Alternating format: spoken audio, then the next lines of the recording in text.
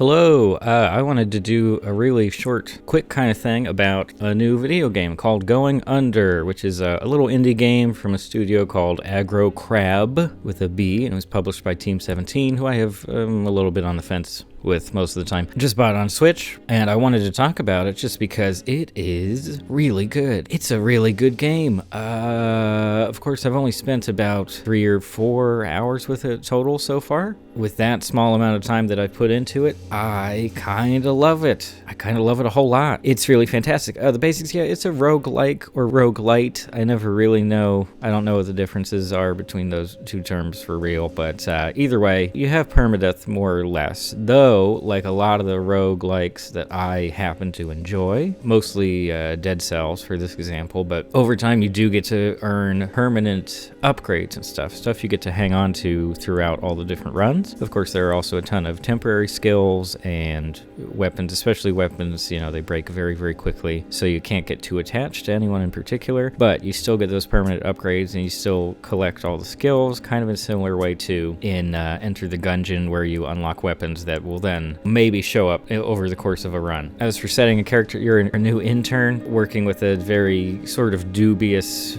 tech giant / startup, and underneath the building you have the sunken remains of many other failed startups that have since been swallowed up by a bigger tech company.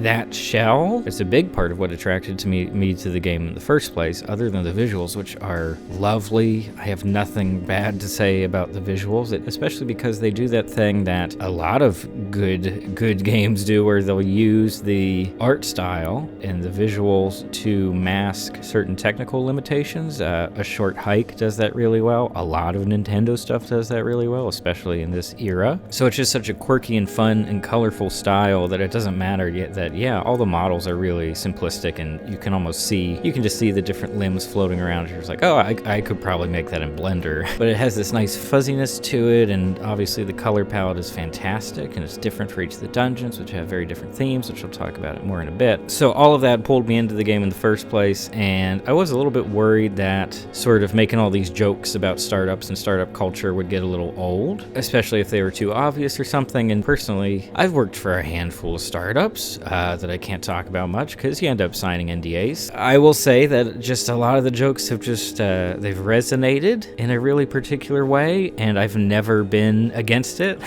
In particular, one joke I ran across, I don't want to spoil it, but I'll say it's when you can equip different mentors, quote unquote. They give you little bonuses and things during a run, and after you equip the founder character, there's a really fun joke that not only is it a great little joke, but it's integrated into the gameplay as well. Like, it affects the gameplay in a couple different ways, and I think that is fantastic. If you're doing humor in a game and it's actually part of the game itself and not just a line of text that makes you go, oh, that's kind of funny. I think that's just a wonderful way to do humor in a game. Anyway, even the characters, I'm kind of shocked at the level of story and the depth of the characters that are going on here too.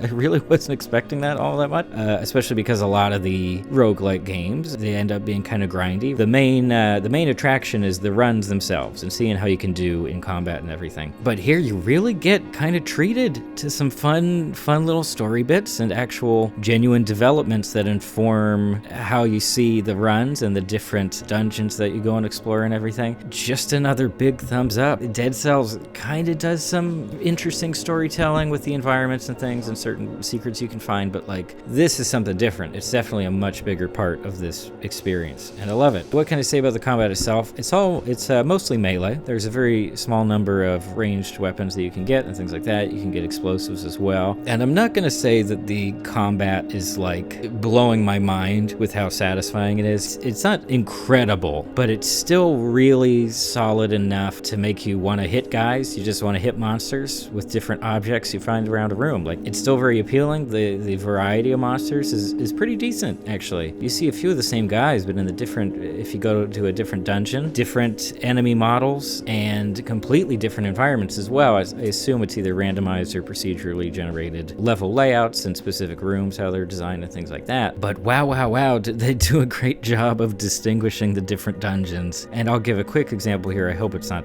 too much of a spoiler or anything, but one of the failed startups you explore is essentially it's a cryptocurrency mining company. So, fittingly enough, a lot of the theming is based around mining, like physical mining with pickaxes and stuff, mixed with computer rigs. Oh, and by the way, in that dungeon as well, instead of picking up the regular currency, which tends to be in pretty low numbers, like, $10s, $20 or something, you can buy something. In this particular dungeon, it's all the cryptocurrency that's completely worthless, so you have to collect like thousands and thousands.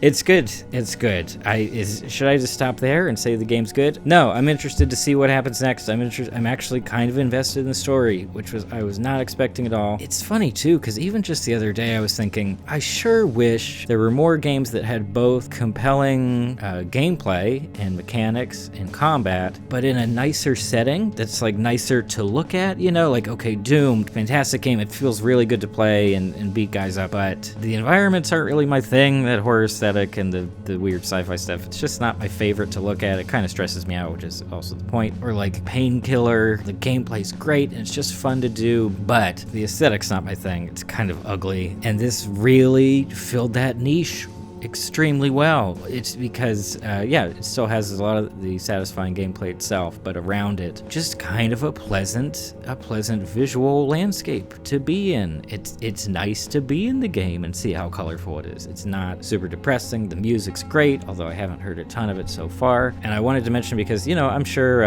streamers will end up picking this thing up for a while and spreading the word a lot more than I can. But at least for my part, I just wanted to mention it and mention that it is absolutely worth a shot. It's certainly worth a shot, in particular if you happen to like all the fun indie roguelikes we've been getting over the last 6-7 years or so. Just might be another one to add to your list and to sink a ton of time into.